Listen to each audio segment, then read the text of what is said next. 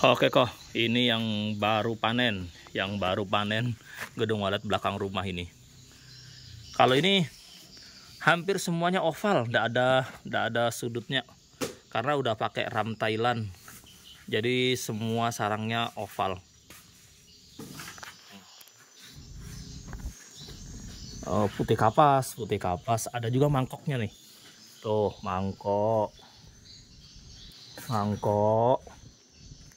Ada juga, tapi ya cuman beberapa nih. Mereka pada seneng bikin di posisi oval. Waletnya seneng bikin di posisi oval. 1, 2, 3, 4, 5, 6. Dari sebanyak ini cuma 10 biji mangkoknya tuh. Nanti saya timbang sendiri yang ini kok. Saya timbang sendiri di plastik sendirilah, di luar hitungan yang tadi.